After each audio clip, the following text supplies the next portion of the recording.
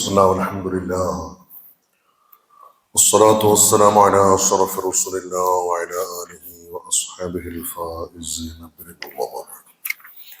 اللهم ربي صلاة وسلام بزيد العلم وحلوة وبالدم بالخير والصحة.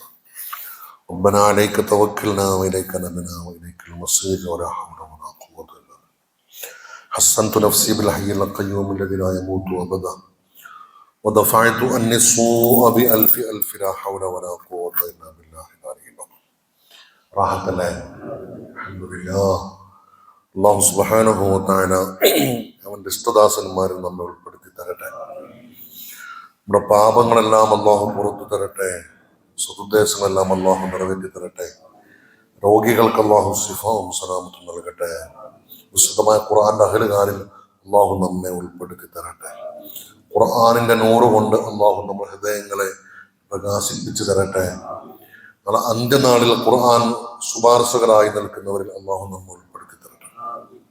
മരണപ്പെട്ടവർക്ക് അള്ളാഹു മഗ്ഫിറത്തും റഹ്മത്തും നൽകട്ടെ. സൂറത്തുൽ കഹ്ഫ് ഇൻഷാ അല്ലാഹ് സൂറത്തുൽ കഹ്ഫ് ആരംഭിക്കുമെന്നാണ് നമ്മൾ കഴിഞ്ഞ ആഴ്ച പറഞ്ഞത്. ഇൻഷാ അല്ലാഹ് കുറച്ച് ദീർഘമായ ഒരു സൂറത്താണ്. ഏതാനും മാസങ്ങൾ തന്നെ ഇത് തീരാൻ തീർക്കുന്നതായിട്ട് വരും ആവശ്യമായി. ഒരുപാട് നീട്ടിക്കൊണ്ടു പോകാതെ വളരെ അത്യാവശ്യമായ തഫ്സീറുകൾ മാത്രം പറഞ്ഞ് ഇൻഷാ അല്ലാഹ് നമ്മുടെ ക്ലാസ് മുന്നോട്ട് കൊണ്ടുപോകും. അള്ളാഹു മഹാന്മാരാകുന്ന അസ്ഹാബുൽ കഹ്ഫിന്റെ മദദ് അള്ളാഹു നൽകി അനുഗ്രഹിക്കട്ടെ.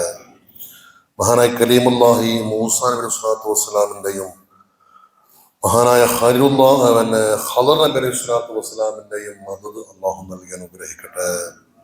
അവിടെയൊക്കെ ഹഖ് ജാഹ് ബറക്കത്ത് കൊണ്ട് വളരെ മനോഹരമായി ഈ സൂറത്തിലേക്ക് ഇറങ്ങാനും അത് ഉൾക്കൊള്ളാനും അതിലെ പാഠങ്ങൾ പഠിക്കാനും അള്ളാഹു തൗഫീഖ് നൽകി അനുഗ്രഹിക്കട്ടെ. സൂറത്തുൽ കഹ്ഫ് വിശുദ്ധമായ ഖുർആനിലെ ക്രമപ്രകാരം 18ാമത്തെ സൂറത്താണ്. 110 ആയത്തുകളാണ് ഈ സൂറത്തിലുള്ളത്.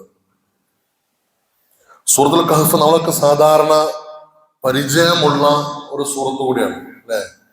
സൂറത്തുൽ കഹ്ഫിനെ കുറിച്ച് നമുക്കൊരു ധാരണ ഉണ്ട്. എന്താണ് കാര്യങ്ങളൊക്കെ ഒന്ന് പറയും, ബാക്കി പറഞ്ഞാൽ അതിലൊക്കെ എന്തൊക്കെയാണ് സൂറത്തുൽ കഹ്ഫിനെ കുറിച്ച് മനസ്സിലാക്കിയത്?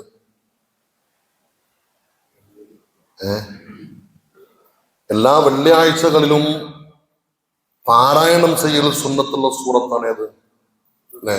എല്ലാവരും അൽ കഹ്ഫ് ഓതലില്ലേ വെള്ളിയാഴ്ച? അക്മലു സുന്നത്ത് 3 തവണയാണ് കേട്ടുക്കണത്. അൽ കഹ്ഫ് വെള്ളിയാഴ്ച ഓതേണ്ടത് അക്മലായ സുന്നത്ത് 3 തവണ ഓതലാണ്. 1 തവണ ഓതുക എന്നുള്ളത് അഖല്ലു സുന്നത്താണ്. സുന്നത്തിൽ ഏറ്റവും കുറഞ്ഞതാണ്. എന്ത് ഇപ്പൊ ചുരുങ്ങിയത് 1 തവണയെങ്കിലും എല്ലാ വെള്ളിയാഴ്ച എന്ത് ചെയ്യണം? സൂറത്തുൽ കഹ്ഫ് ഓതണം. രാത്രി ഓതണം, പകൽ ഓതണം. ധാരാളം ഹദീസുകൾ സംബന്ധമായിട്ടുണ്ട്. രാത്രി അൽ കഹ്ഫ് സൂറത്ത് വെള്ളിയാഴ്ച രാവിലെ, അതായത് വ്യാഴാഴ്ച അസ്തമിച്ച രാത്രിയിൽ സൂറത്തുൽ കഹ്ഫ് ഓതൽ സുന്നത്തുണ്ട്. വെള്ളിയാഴ്ച പകൽ ഓതിയാൽ അതിന് വേറെ മഹത്വം. വ്യത്യസ്ത ഹദീസുകൾ ഇൻഷാ അല്ലാഹ് നമുക്ക് അതിലേക്ക് വരാം.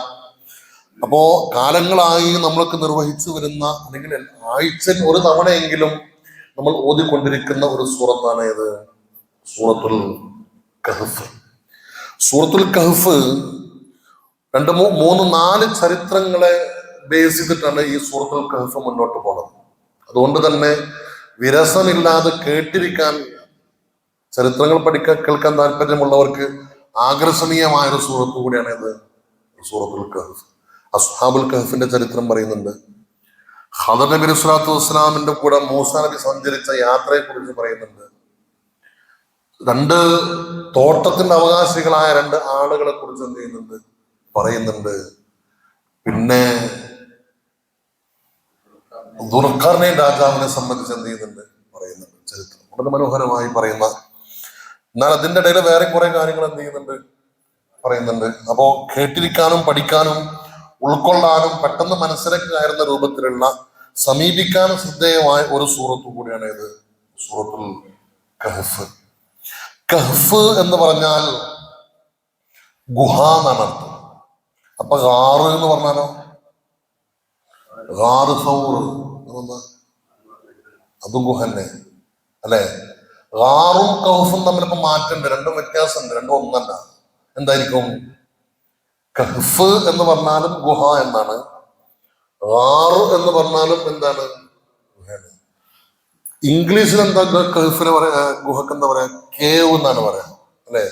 ഈ കഹ്ഫ് എന്ന വാക്കിൽ നിന്നാണ് എന്തുണ്ടാകുന്നത്? കേവ് ഉണ്ടാകുന്നത്. കഹ്ഫ് എന്ന് പറഞ്ഞാൽ ഉൾഭാഗം വിശാലമായത് എന്നാണ്. ഉൾഭാഗം വിശാലമായ ഗുഹക്കാണ് എന്ത് പറയാ, കുറച്ച് വീതി വിസ്താരക്കുള്ള ഗുഹക്കാണ് എന്ത് പറയാ? കഹ്ഫ് എന്ന് പറയാ. ഗാർ എന്ന് പറഞ്ഞാൽ അത് ഇടുങ്ങിയതായിരിക്കും. ഗാറ് സൗറ്, അല്ലെ? ഗാറ് ഹിറാ, ഹജ്ജിനും ഉംറക്കൊക്കെ പോയ ആൾക്കാർ ഹിറാ ഗുഹയിലൊക്കെ കയറിയിട്ടുണ്ടെങ്കിൽ കാണാം, അതെന്താണ്? ഒരു ഇടുങ്ങിയതായിരിക്കും. ഇടുങ്ങിയ ഗുഹക്കാണ് ഗാറ് എന്ന് പൊതുവെ പറയാ. കഹ്ഫ് എന്ന് പറഞ്ഞാൽ ഉള്ളെന്തായിരിക്കും? വിശാലമായിരിക്കും. പുറത്തുനിന്ന് ചെറിയൊരു പ്രവേശന കവാടാണെങ്കിലും ഉള്ളിലേക്ക് കയറിയാൽ ശരിക്കും കിടക്കാനും ഇരിക്കാനും ഒക്കെ പറ്റുന്ന നല്ല വിശാലമായ പിന്നെ ഉൾഭാഗമുള്ളതിനാണ് എന്ത് പറയാ? കഹ്ഫ് എന്ന് പറയാ. ഇനി അത് മറക്കരുത്, കഹ്ഫും ഗാറും തമ്മിൽ വ്യത്യാസം. അപ്പോ ഈ കഹ്ഫ് എന്ന പേര് വരാൻ കാരണം പിന്നെ ഇത് അവൽ ഫിത്യത്തു ഇലൽ കഹ്ഫി എന്ന് പറയുന്ന ആയത്തിൽ അല്ലാഹു സുബ്ഹാനഹു വ തആല ഗുഹാവാസികളെ കുറിച്ച് പറഞ്ഞു തുടങ്ങുന്നുണ്ട്. അവിടെ കഹ്ഫ് എന്ന പ്രയോഗം അള്ളാഹു കൊണ്ടുവന്നത്. അതിൽ നിന്നാണ് ഈ സൂറത്തിന് എന്തായത്? കഹ്ഫ് എന്ന നാമകരണം ചെയ്തത്. 110 ആയത്തുകളാണ് ഈ സൂറത്തിലുള്ളത്. ഈ സൂറത്ത് മക്കിയാണ് ഈ സൂറത്ത്. പക്ഷെ ഒന്നോ രണ്ടോ ചില ആയത്തുകൾ മാത്രം അതിലെന്തുണ്ട്? മദനിയായ ആയത്തുകളുണ്ട്. പൊതുവെ ഈ സൂറത്ത് എന്താണ്? ഒരു റിപ്പോർട്ട് പ്രകാരം ഈ സൂറത്തുൽ കഹ്ഫ് ഒന്നിച്ചാണ് അവതരിപ്പിക്കപ്പെട്ടത് എന്ന് അഭിപ്രായമുണ്ട്. ഘട്ടം ഘട്ടമായിട്ടല്ല. സൂറത്തുൽ കഹ്ഫ് പൂർണ്ണമായും ഒന്നിച്ച് ഇതാണ് ഇറക്കി കൊടുത്തതാണ് എന്നും ചില ഹദീസുകളിൽ കാണാൻ സാധിക്കുന്നുണ്ട്. അപ്പോ പറഞ്ഞു വന്നത്, ശ്രദ്ധേയമായ വളരെ മനോഹരമായി നമുക്കൊക്കെ പരിചയമുള്ള വളരെ പ്രധാന എന്നാൽ ഒരുപാട് ആശയങ്ങളും ഒരുപാട് സന്ദേശങ്ങളും എന്ത് ചെയ്യുന്നുണ്ട്? ഈ സൂറത്തിന്റെ ഉള്ളിൽ അള്ളാഹു ഒളിപ്പിച്ചു വെച്ചിട്ടുണ്ട്. പതുക്കെ പതുക്കെ നമുക്കതിലേക്കൊക്കെ ഒന്നിങ്ങനെ ചെന്ന് സൂറത്തുൽ കഹ്ഫിലൂടെ നമുക്ക് വിശുദ്ധമായ ഖുർആനിന്റെ ഈ പ്രകാശം ഉൾക്കൊള്ളാൻ സാധിക്കണം. അള്ളാഹു തആല തൗഫീഖ് നൽകാൻ അനുഗ്രഹിക്കട്ടെ. എല്ലാവരും മുസാഫ് എടുക്കണം. മൊബൈലോ അല്ലെങ്കിൽ മുസാഫോ അങ്ങനെ കേട്ട് നോക്കി പോകാൻ പറ്റുന്ന രൂപത്തില് നമുക്ക് നോദിയിട്ട് എന്ത് ചെയ്യാം? അതിലേക്ക് വരാം. ഓതിട്ട് വന്നാ പോരെ?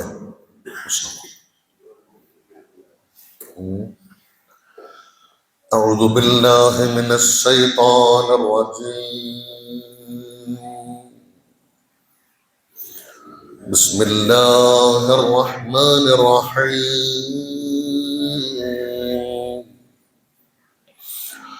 الحمد لله الذي أنزل على عبده الكتاب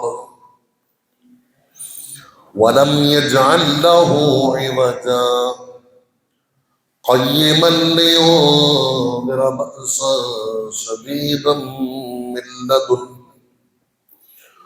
ويبشر المؤمنين الذين يعملون الصالحات أن لهم أجرا حسنا ماكثين فيه أبدا وينذر الذين قالوا اتخذ الله ولدا ما لهم به من علم ولا لآبائهم كبرت كلمة تخرج من أفواههم إن يقولون إلا كذبا فلعلك باخع نفسك على آثارهم إن لم يؤمنوا بهذا الحديث أسفا إنا جعلنا ما على الأرض زينة لها لنبلوهم أيهم أحسن عملا وإنا لجاعلون ما عليها സ്വഈദൻ ജുറുസാ. സുബ്ഹാനല്ലാഹ്. 8 ആയത്തുകൾ, ആദ്യത്തെ 8 ആയത്തുകൾ. ഈ അതിന്റെ അർത്ഥത്തിലേക്ക് വരുന്നതിന് മുമ്പ് ഈ സൂറത്തുൽ കഹ്ഫിന് ഒരുപാട് മഹത്വങ്ങളുണ്ട്. ഹബീബായ മുത്തുനബി സല്ലല്ലാഹു അലൈഹി വസല്ലം തങ്ങളുടെ ഹദീസുകളിൽ, വിവിധങ്ങളായ തഫ്സീറുകളിൽ ഒരുപാട് ഹദീസുകൾ ഇത് സംബന്ധമായി വന്നിട്ടുണ്ട്. എടുത്തൊക്കെ ഉണ്ട്. ഇൻഷാ അല്ലാഹ് നമുക്ക് ഓതണം, ഒന്നും കൂടി ഓതണം, ഒരു വട്ടം കൂടി ഓതണം ഹദീസ് പറഞ്ഞിട്ട്. അപ്പോ ധാരാളം ഹദീസുകൾ എന്ത് ചെയ്തിട്ടുണ്ട്, വന്നിട്ടുണ്ട്. 1-2 ഹദീസുകൾ വായിച്ചാൽ തന്നെ നമുക്കതിന്റെ മഹത്വം ഉൾക്കൊള്ളാൻ പറ്റും. അനിൽ ബറാഇബ്നു ആസിബ് റളിയല്ലാഹു തആല അൻഹു. ഈ ഹദീസ് സ്വഹീഹുൽ ബുഖാരിയിലുണ്ട്, സ്വഹീഹ് മുസ്ലിമിലുണ്ട്, തിർമിദിയിലുണ്ട്, അഹമ്മദ് റിപ്പോർട്ട് ചെയ്തിട്ടുണ്ട്, പിന്നെ അൽബാനി റിപ്പോർട്ട് ചെയ്തിട്ടുണ്ട്. അങ്ങനെ ധാരാളം മഹാന്മാർ പിന്നെ റിപ്പോർട്ട് ചെയ്ത ഒരു ഹദീസാണ് സ്വഹീഹ് ഹദീസ്. അനിൽ ബറാഇബ്നു ആസിബ് റളിയല്ലാഹു തആല അൻഹു ബൈനമാ റജുൽ യഖറഉ സൂറത്തുൽ കഹ്ഫി. ഒരാൾ, മുത്തനബിന്റെ സ്വഹാബികളിൽ ഒരാൾ സൂറത്തുൽ കഹ്ഫ് ഓതിക്കൊണ്ടിരിക്കുകയായിരുന്നു. സൂറത്തുൽ കഹ്ഫ് ഓതിക്കൊണ്ടിരിക്കുകയായിരുന്നു. ആര്? സ്വഹാബികളിൽ ഒരാൾ.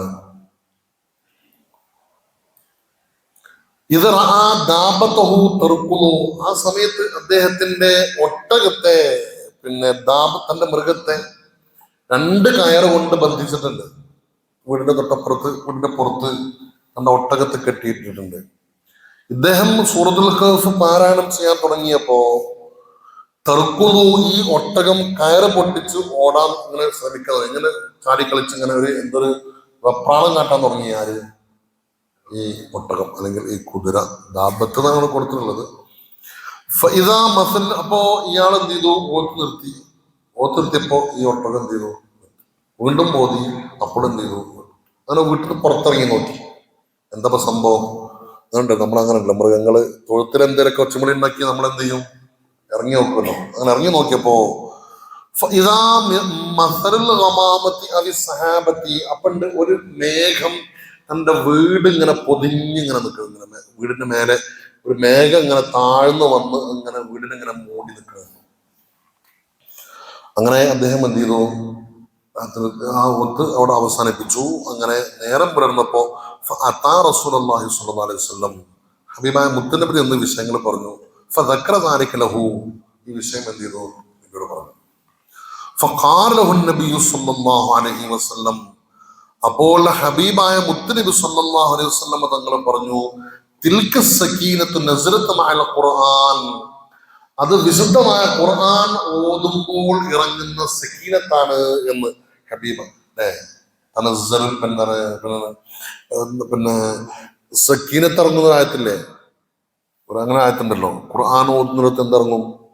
സക്കീനത്ത് ഇറങ്ങും എന്നൊരായത്ത്. അപ്പൊ അതാ സക്കീനത്താണ്.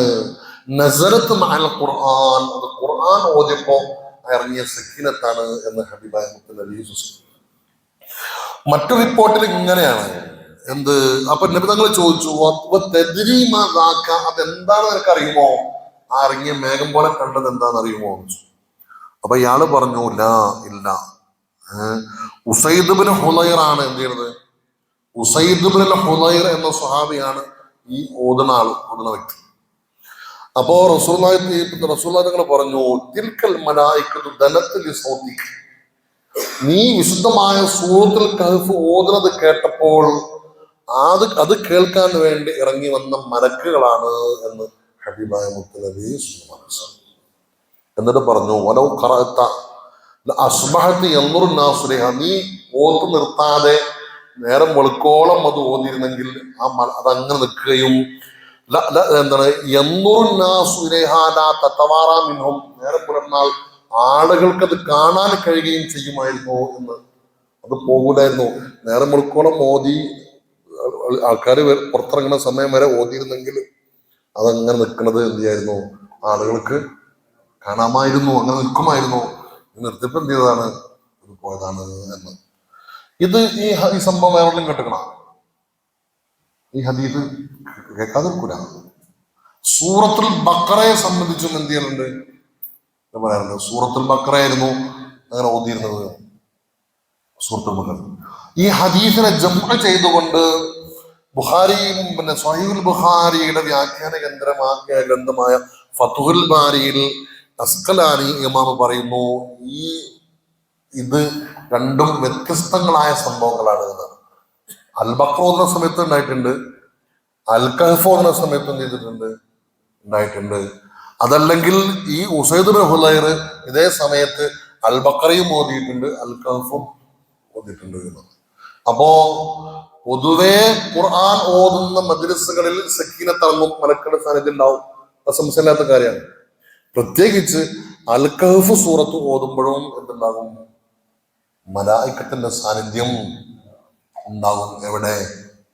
ഓതുന്ന പള്ളിയിലാണെങ്കിൽ പള്ളിയിൽ, വീട്ടിലാണെങ്കിൽ വീട്ടിൽ, എവിടെയാണോ നമ്മൾ അൽ കഹ്ഫ് ഓതുന്നത് അവിടെ ആരുടെ സാന്നിധ്യം ഉണ്ടാകും?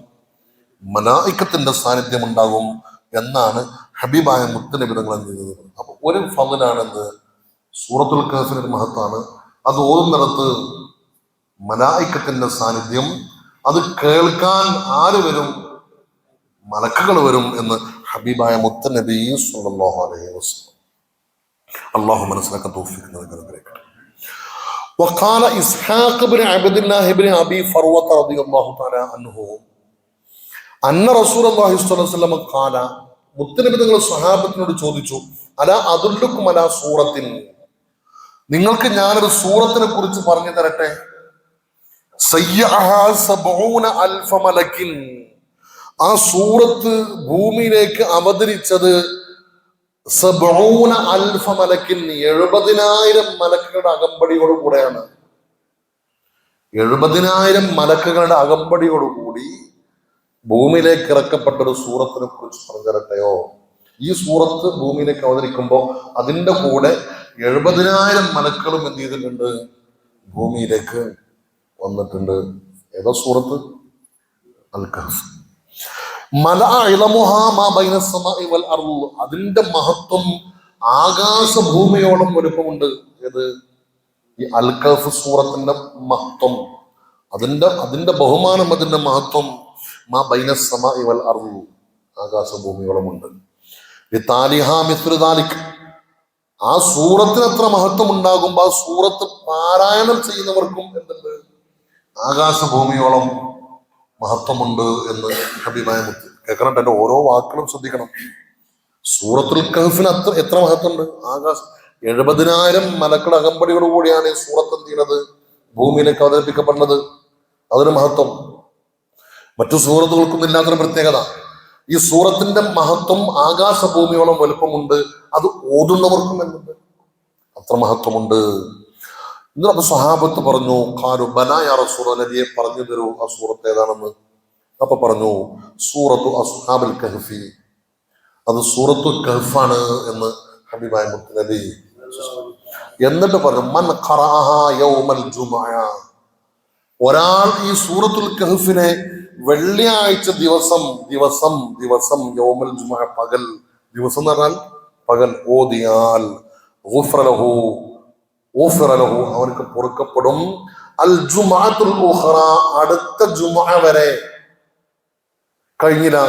വസിയാദതു സലാസതി അയ്യാമിൻ, 3 ദിവസം കൂടുതലും. എത്രയും 10 ദിവസം. ഒരു ജുമുഅ മുതൽ അടുത്ത ജുമുഅ വരെ ഒരാഴ്ച, 7 ദിവസം. വസിയാദതു സലാസതി അയ്യാമിൻ, എക്സ്ട്രാ 3 ദിവസം. അപ്പോ ഒരു ജുമുഅ ദിവസം ഒരു തവണ അൽ കഹ്ഫ് ഓതിയാൽ, ഇവിടെ ഈ ഖുർആൻ കൊണ്ട് അമലുകൾ കൊണ്ട് പാപങ്ങൾ പൊറുപ്പിക്കപ്പെടുക എന്ന് പറഞ്ഞത് ചെറുദോഷങ്ങളാണ്. അത് എക്സാമ്പിൾ മനസ്സിലാക്കേണ്ട കേസാണ്. വൻപാപങ്ങളെ കുറിച്ചല്ല ഈ പറയുന്നത്, സബൂർ മുബിഖാത്തിനെ കുറിച്ചല്ല ഈ പറയുന്നത്. അമലുകൾ, ചില അമലുകൾ ചെയ്താൽ പാപങ്ങൾ പൊറുപ്പിക്കപ്പെടുന്ന ധാരാളം ഹദീസുകളുണ്ട്. ഇന്നത് ചെയ്താൽ ഗുഫ്ര ലഹു മാ തഖദ്ദം മിൻ ദംബി പ്രയോഗം ഉണ്ടല്ലോ. ആ പ്രയോഗങ്ങളെല്ലാം എന്തിനെ സംബന്ധിച്ചാണ്? ചെറുദോഷങ്ങളെ സംബന്ധിച്ചാണ്. അപ്പൊ ഒരു വെള്ളിയാഴ്ച സൂറത്തുൽ കഹ്ഫ് ഓതിയാൽ 10 ദിവസത്തേക്ക് ഇവന്റെ പാപങ്ങൾ എന്ത് ചെയ്യും? അല്ലാഹു തആല പുറത്തു കൊടുക്കും. കഴിഞ്ഞില്ല. അല്ലാഹു അവനൊരു പ്രകാശം കൊടുക്കും. പ്രകാശം എന്ന് പറഞ്ഞാൽ ഇവിടെ ഈമാനാണ്. അല്ലാഹു അയാൾക്ക് ഈമാൻ കൊടുക്കും, ഈമാന്റെ പ്രകാശം കൊടുക്കും.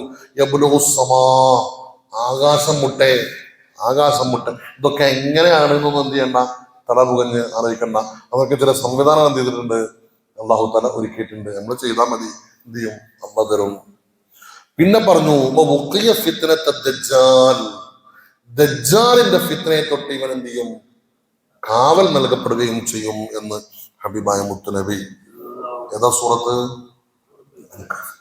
70,000 മലക്കളകമ്പടി കൂടി ഭൂമിയിലേക്ക് വന്നു. ആകാശഭൂമിയോളം വലുപ്പമുള്ള മഹത്വം, അത് ഓതുന്നവർക്കും അതേ മഹത്വം. വെള്ളിയാഴ്ച ദിവസം ഈ സൂറത്ത് ഓതുന്നവർക്ക് അടുത്ത ജുമാ കഴിഞ്ഞ് 10 ദിവസം ഇവന്റെ പാപങ്ങൾ പൊറുപ്പിക്കപ്പെടുന്നു.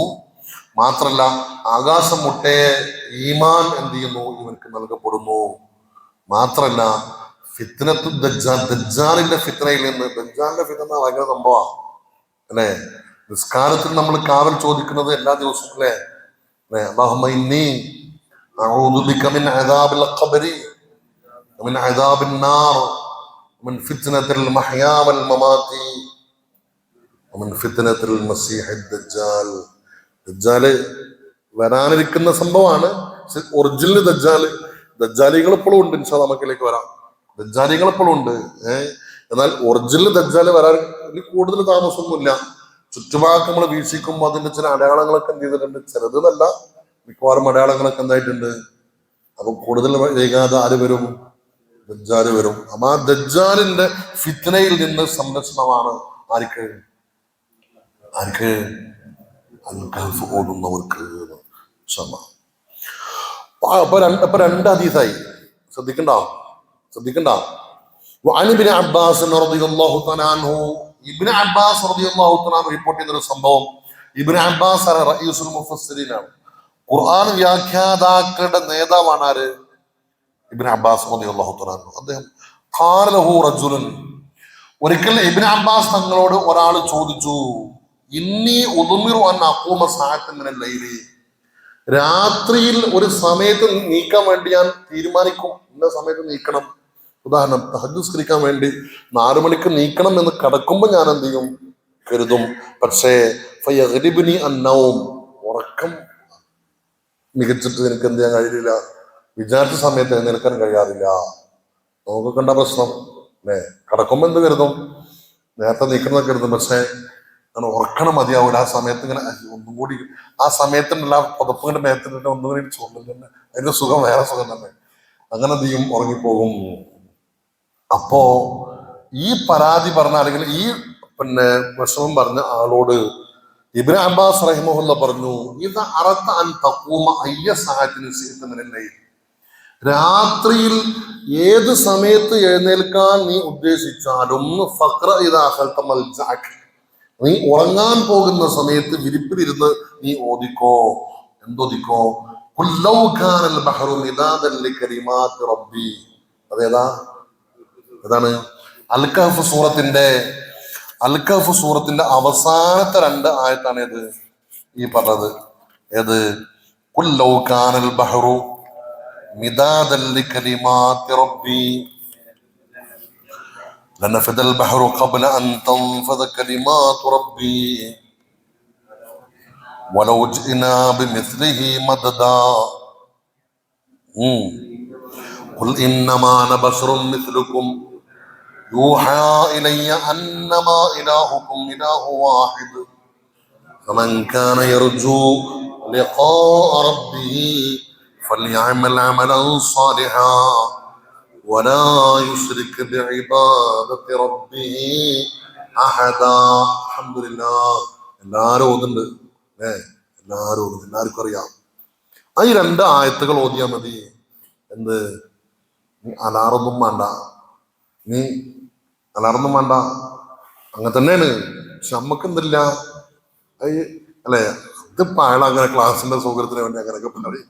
അത് വിചാരിച്ചിട്ട് അലാറം വെച്ചില്ലെങ്കിൽ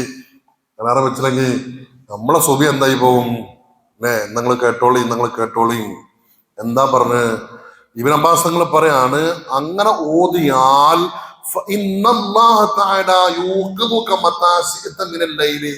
എപ്പോ എഴുന്നേൽക്കാനാണോ നീ ഉദ്ദേശിച്ചത് ആ സമയത്ത് അള്ളാഹു നിന്നെ ഉണർത്തും.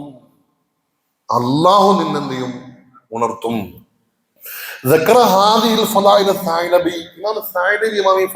പറയുന്നുണ്ട്. മാത്രല്ല ഇമാം ദാരിമി തന്റെ മുസ്നദിൽ ഈ സംഭവം പറഞ്ഞിട്ട് അതിന്റെ ആ ഹദീസിനെ സംബന്ധിച്ച് അബദത്ത് റളിയല്ലാഹു തആല അൻഹു പറഞ്ഞു, ഞങ്ങൾ ഇത് പരിശോധിച്ചു നോക്കിയതാണ്. ഏത്? രാത്രി കിടക്കുന്ന സമയത്ത് ഈ 2 ആയത്ത് ഓതിയിട്ട് വിചാരിച്ച സമയത്ത് നിൽക്കാൻ പറ്റുമോ എന്ന് ഞങ്ങൾ എന്ത് ചെയ്തതാണ്? പരിശോധിച്ച് നോക്കിയതാണ്. അങ്ങനെ തന്നെ സംഭവം ഉണ്ടായിട്ടുണ്ട്. നമുക്ക് ടെസ്റ്റ് നോക്കി. അപ്പോ ഏത് സമയത്താണോ നിൽക്കാൻ ഉദ്ദേശിക്കുന്നത് ആ സമയം മനസ്സ് കരുതിയിട്ട് വിരിപ്പിരിച്ചിട്ട് എന്ത് ചെയ്യാ?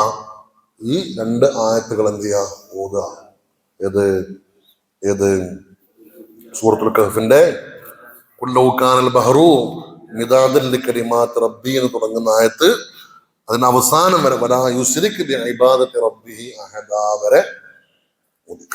അതും ഈ സൂറത്തുൽ കഹ്ഫിന്റെ ഒരു ഫളലാണ്. ഇനി വഫീ മുസ്നദി ദാരിമി അൻ അബീ സഈദ് അൽ ഖുദരി റളിയല്ലാഹു തആല അൻഹു ഖാല മൻ ഖറഅ സൂറത്തുൽ കഹ്ഫി ലൈലത്തുൽ ജുമുഅ, ഒരാൾ സൂറത്തുൽ കഹ്ഫ് ഓതി ലൈലത്തുൽ ജുമുഅത്തി, നേരത്തെ പറഞ്ഞത് യൗമുൽ ജുമുഅ, ഇവിടെ പറഞ്ഞ എന്താണ്? അതായത് നേരത്തെ പറഞ്ഞത് വെള്ളിയാഴ്ച രാവിലും അൽ കഹ്ഫ് ഓതണം, വെള്ളിയാഴ്ച പകലിലും എന്ത് ചെയ്യണം? അൽ കഹ്ഫ് ഓതണം. സുബിന്റെ മുമ്പ് ആ ജുമക്ക് അത്ര മാത്രം എന്ത് ചെയ്താൽ പോരാ, ചുരുങ്ങിയത് 1 തവണ, പൂർണ്ണമായി ഓതേണ്ടത് 3 തവണ. ഒരാൾ വെള്ളിയാഴ്ച രാവിൽ സൂറത്തുൽ കഹ്ഫ് ഓതിയാൽ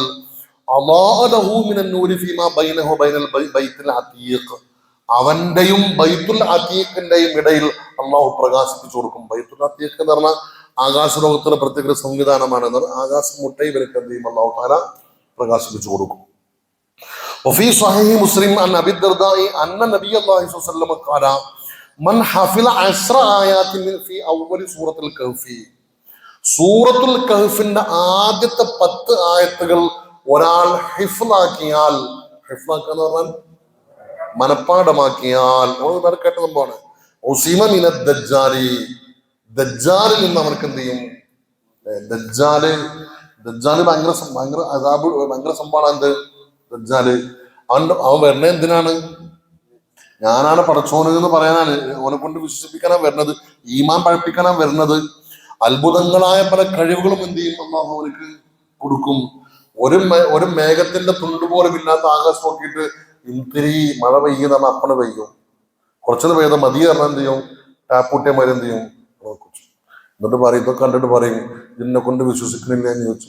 ഇല്ല എന്ന് പറഞ്ഞാൽ ഓന്റെ സിംഗടികൾ കൊണ്ടാവുന്ന, എത്രത്തോളം തീ കുണ്ടാരം കൊണ്ടാണ് അവർ നടക്കുക എന്നാണ്. 40 ദിവസമാണ് ദജ്ജാൽ ആകെ ഉണ്ടാവുള്ളൂ, ഭൂമിയിൽ ഉണ്ടാവുള്ളൂ. പക്ഷെ ആ 40 ദിവസം കൊണ്ട് പിന്നെ മസ്രിഖ് മുതൽ മഗ്രിബ് വരെ എല്ലായിടത്തും എന്ത് ചെയ്യും? ഈ ഹൈവാൻ എത്തുന്നു. വ്യക്തികളോട് ചോദിക്കും, അല്ലെങ്കിൽ വലിയൊരു ഗാദറിങ്ങിനോട് ചിലപ്പോൾ എന്ത് ചെയ്യും? വലിയ സമ്മേളനമൊക്കെ നടത്തുമ്പോൾ അതിനിടയിൽ വന്നായിരിക്കും ചോദിക്കുക. എന്നെ വിശ്വസിക്കില്ല എന്ന് പറഞ്ഞാൽ അവൻ എന്ത് ചെയ്യും? അവരെ അതാപാക്കുന്നതാണ്. അത്രയും ഒരുപാട് പറയാനുണ്ട്. അത്രയും അപകടകാരിയായ സംഭവമാണ് ഇത് ദജ്ജാൽ. അന്ത്യനാളിന്റെ ഏറ്റവും അടുത്ത് നടക്കുന്ന സംഭവങ്ങളാണ് അതൊക്കെ. അങ്ങനെ വരുന്ന സമയത്ത് അവനിൽ നിന്ന് രക്ഷപ്പെടാനുള്ള ഒരു വഴിയാണെന്ത്? സൂറത്തുൽ കഹ്ഫിന്റെ ആദ്യത്തെ 10 ആയത്തുകൾ ഹിഫ്ളാക്കുക എന്നുള്ളത്. അപ്പൊ ചോദിക്കണം, ഉസ്താദെ അതൊക്കെ അന്നല്ലേ ഞങ്ങളൊക്കെ അതിന്റെ അമ്മ മരിച്ചുപോയപ്പോ അല്ലെ മസീഹുദ് ദജ്ജാൽ വരുന്ന കാലത്തല്ലേ എന്ന് ചോദിച്ചാൽ, മസീഹുദ് ദജ്ജാൽ വരുന്ന ആ കാലത്തവർക്കല്ലേ ഇപ്പൊ അത്. നമ്മളൊക്കെ അതിന്റെ അമ്മ മരിച്ചുപോയപ്പോ അതിന്റെ ആവശ്യമില്ലല്ലോ എന്ന് ചോദിക്കും. എന്നാൽ ഇതേ ചോദ്യം ഇപ്പോഴല്ല, പണ്ടും ചോദിച്ചിട്ടുണ്ട്. അതിന് മറുപടിയായി മഹാനായ ഇസ്മായിൽ ഹഖൽ ബറൂസവി തങ്ങൾ തന്റെ റൂഹുൽ ബയാനിൽ ഇതിന് മറുപടി കൊടുത്തിട്ടുണ്ട്. എന്താ മറുപടി എന്നറിയോ? അബീ ദർദാഇ റളിയല്ലാഹു അൻഹു മൻ ഹഫള 10 ആയാത്തി മിൻ അവ്വലി സൂറത്തുൽ കഹ്ഫി ഉസിമ മിന ദജ്ജാലി എന്ന ആയത്ത്. പിന്നെ ഇതിൽ ഈ അദ്ദജ്ജാൽ എന്നുണ്ടല്ലോ, അദ്ദജ്ജാൽ എന്നത് ദജ്ജാൽ, അദ്ദജ്ജാൽ ഇത് എന്താണ്? പിന്നെ അഹദിന്റെ അലിഫ്ലാമാണ്. ഈ പറയപ്പെടുന്ന ഏത് ദജ്ജാല്? ഇനി വരാൻ പോണ ദജ്ജാൽ എന്ന ഉദ്ദേശത്തിലാണ്. എന്നിട്ട് പറയുമ്പോ യജൂസു അൻ തകൂന ലിൽ ജിൻസി, ഈ അദ്ദജ്ജാൽ അലിഫ്ലാം ഒരു ജിൻസിനുള്ള അലിഫ്ലാം ആകാനും മതി. പഠിച്ചവർക്കറിയാം ജിൻസ് പറഞ്ഞാൽ ഒരു വിഭാഗം, ജിൻസ് ഒരു വിഭാഗം. അതിനെ സൂചിപ്പിക്കാനും എന്ത് പറയും? അലിഫ്ലാം അദ്ദജ്ജാൽ എന്ന് പറയും. കാരണം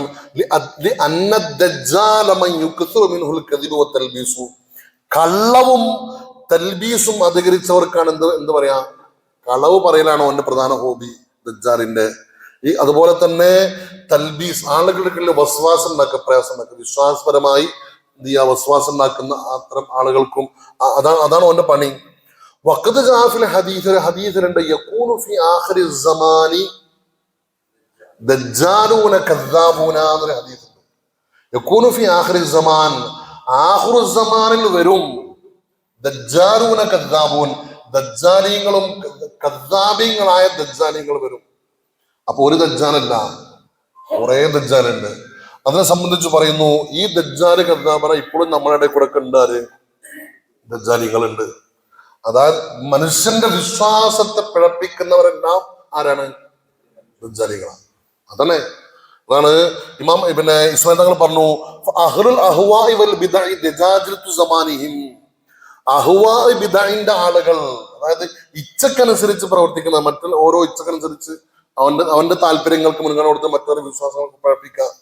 അതുപോലെ ബിദ്അഇയായ ചില ചിന്തകളെ കൊണ്ട് നടന്ന് മനുഷ്യന്റെ വിശ്വാസങ്ങൾ തകർക്കുക. അതുപോലെ ദീനില്ല എന്ന് പറഞ്ഞ് ചില പുതിയ സംവിധാനങ്ങളൊക്കെ ഉണ്ടല്ലോ, മതനിഷേധങ്ങളൊക്കെ, പഠിച്ചോനില്ല എന്നൊക്കെ പറയണേ. അങ്ങനത്തെ ആളുകളൊക്കെ ദജാജിലത്തു സമാനിഹിം, അവർക്ക് ആ കാലത്തിലെ ദജ്ജാലികളാണ്. അപ്പൊ ഉദാഹരണം പറയുമ്പോ നമുക്ക് ആരെ പറയാം? മറ്റേ കഴിഞ്ഞിട്ടല്ലോ ആരിഫ് ഹുസൈൻ, നമ്മൾ ആക്ഷേപിക്കണ്ട അല്ലേ? അതുപോലെ അങ്ങനെ കുറെ ഉണ്ട്. അവരൊക്കെ എന്താണ്? ഈ സമാനിലെ ദജ്ജാലികളാണ്. അപ്പൊ അവരുടെ അത്തരത്തിലുള്ള വിശ്വാസ വൈകല്യങ്ങൾ മൂലമുണ്ടാകുന്ന ഫിത്നയിൽ നിന്ന് രക്ഷപ്പെടാൻ എന്ത് വേണം? അൽ കഹ്ഫ് സൂറത്തിന്റെ നമുക്ക് ആവശ്യം. ആ ആദ്യത്തെ 10 ആയത്ത് എന്ത് ചെയ്യണം? ഹിഫ്ലാക്കണം. മനസ്സിലാകുന്നുണ്ടോ? മനുഷ്യന്റെ വിശ്വാസികളുടെ ഈമാനെ ഫിത്നയാക്കുന്ന ദജ്ജാലികൾ എല്ലാ കാലത്തും ഉണ്ടായിട്ടുണ്ട്, ഇപ്പോഴുണ്ട്.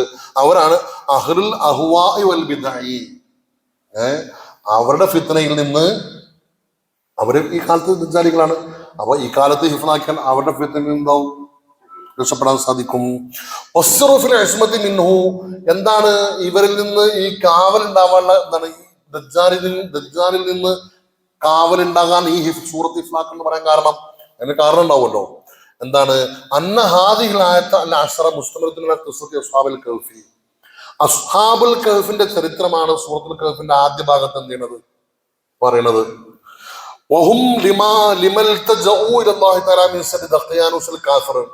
ഈ അസ്ഹാബുൽ കഹ്ഫിന്റെ ചരിത്രം സമാജത്തിലേക്ക് വരും.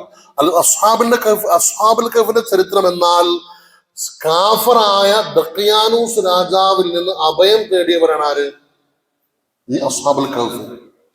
അള്ളാനെ കൊണ്ട് വിശ്വസിച്ചതിന്റെ പേരിൽ ഒരുപാട് അക്രമങ്ങൾ നേരിടേണ്ടി വന്നവരാണ് ആര്? ഈ അസ്ഹാബുൽ കഹ്ഫ്. ഈമാനെ രക്ഷപ്പെടുത്താൻ വേണ്ടിയിട്ടാണ് അവരെന്തായത്? ഗുഹയിൽ അഭയം തേടിയത്. അള്ളാഹ് അവരെ രക്ഷപ്പെടുത്തിയതാണ്. അള്ളാഹിനോട് എന്ത് ചെയ്തു? അവര് ചോദിച്ചപ്പോ, രക്ഷ ചോദിച്ചപ്പോ അള്ളാഹു ദഖ്യാനൂസ് കാഫറായ അന്നത്തെ ദജ്ജാലായ ദഖ്യാനൂസ് രാജാവിനെ എന്ത് ചെയ്തു? അവരെ രക്ഷപ്പെടുത്തി അല്ലേ? അപ്പോ ആ സംഭവമാണ് എന്ത് പറയണത്? സൂറത്തുൽ കഹ്ഫിന്റെ ആദ്യ ഭാഗത്ത് പറയണത്. അപ്പൊ അതേ സാഹചര്യമുള്ള ആളുകൾ അള്ളാഹുവിനോട് കാവൽ തേടുമ്പോ ഈ സൂറത്തിന്റെ ആ ഒരു ആദ്യത്തെ 10 വചനങ്ങളെ കൊണ്ട് എന്ത് ചെയ്യും? അത്തരം സാഹചര്യമുള്ള ആളുകളെ അള്ളാഹു എന്ത് ചെയ്യും? രക്ഷപ്പെടുത്തും. അതാണ് ഈ ആയത്ത് ദജ്ജാൽ നിന്ന് കാവലാണ് എന്ന് പറയാൻ കാരണം. മനസ്സിലാകുന്നുണ്ടോ? ഈ പറഞ്ഞ മനസ്സിലായോ? വിശ്വാസപരമായി അന്ന് അവർ നേരിട്ട പ്രയാസമാണ് അസ്ഹാബുൽ കഹ്ഫ് ഗുഹയിൽ അഭയം തേടാൻ കാരണമായത്. അതേപോലെ വർത്തമാന കാലത്ത് വിശ്വാസപരമായി ഫിത്ന ഉണ്ടാക്കുന്ന ആളിൽ നിന്ന് അഭയം അള്ളാഹു തരും. അന്നത്തെ പോലെ ആർക്ക്? ഈ ആളുകൾക്ക്. മനസ്സിലാകുന്നുണ്ടോ? ഇനി ഒറ്റ കൂടി പറയട്ടെ. മൻ ഖറാ ബിഹാ ഉഅതിയ നൂറൻ ബൈന സമയ വൽ അർദി വഖിയ ബിഹാ ഫിത്നത്തുൽ ഖബ്രി. ഖബറിന്റെ ഫിത്നയിൽ നിന്നും കാവലുണ്ട് ആർക്ക്? സൂറത്തുൽ കഹ്ഫ് പാരായണം ചെയ്യുന്ന. അപ്പൊ ധാരാളം ഹദീസുകൾ ഒരുപാട് ഉണ്ടാവും, വായിക്കാൻ പോണില്ല. അപ്പൊ ഇതിന് നമുക്ക് മനസ്സിലായി. അങ്ങനെയുള്ള ഒരുപാട് ഒരുപാട് ഒരുപാട് മഹത്വമുള്ള ഒരു സൂറത്താണ് ഇത് സൂറത്തുൽ. അതുകൊണ്ടാണ് എല്ലാ വെള്ളിയാഴ്ചയും എന്ത് ചെയ്യണം, ഇത് ഓതണമെന്ന് പ്രത്യേകമായി നിർദ്ദേശിക്കപ്പെടാനും കാരണം. മനസ്സിലായോ? ഒരു തവണയും കൂടി നമുക്ക് എന്ത് ചെയ്യാം, അൽ കഹ്ഫ് സൂറത്ത് ഓതിയിട്ട് നമുക്ക് ബാക്കി ശ്രദ്ധിക്കാം.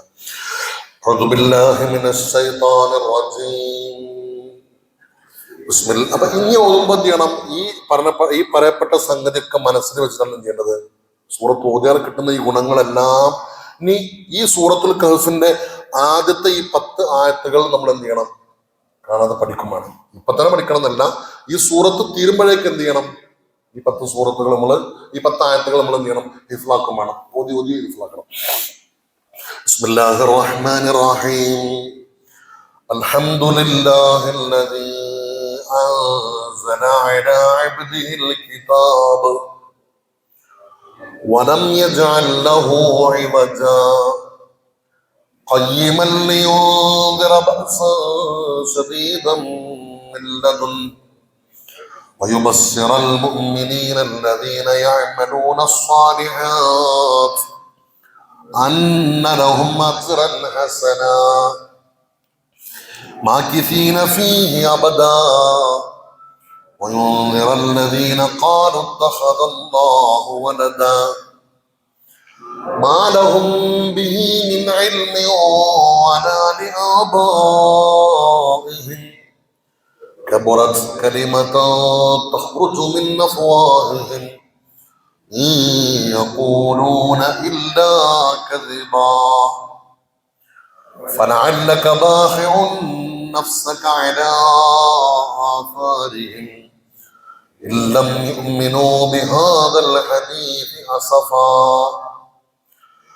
إنا جعلنا ما على الأرض زينة لها لنبلوهم أيهم أحسن عملا وإنا لجاعلون ما عليها صعيدا جرزا صدق الله مولانا العظيم. അല്ലാഹു കബൂലാക്കട്ടെ. ഈ ഒരു ചരിത്രം, ഒരു സംഭവം പറഞ്ഞതാണ്.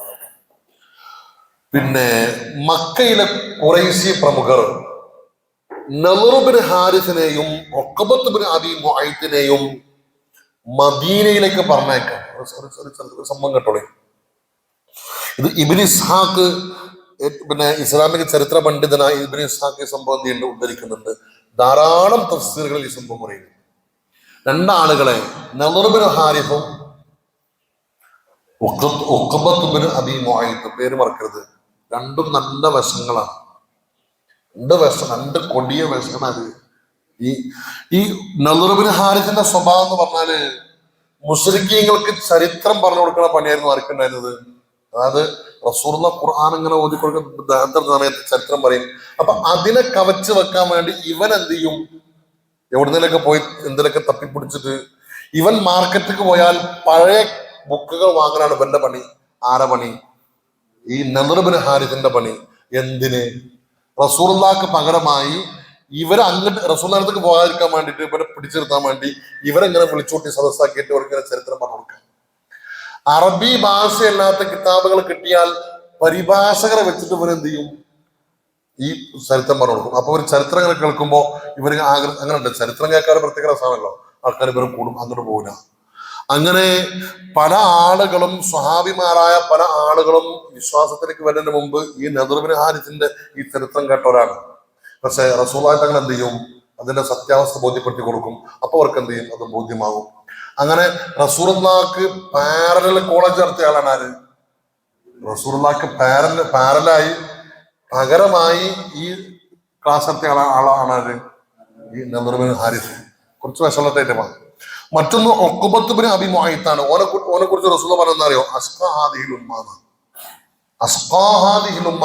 ഈ ഉമ്മത്തിലെ ഏറ്റവും പരാജിതൻ എന്നാണ് ഓനെപ്പറ്റി റസൂലുള്ളാഹി പറഞ്ഞത്. അസ്ഖാ ഹാദിഹിൽ ഉമ്മ, ഈ ഉമ്മത്തിലെ ഏറ്റവും മോശപ്പെട്ടവൻ ഓനാണ് ആര്?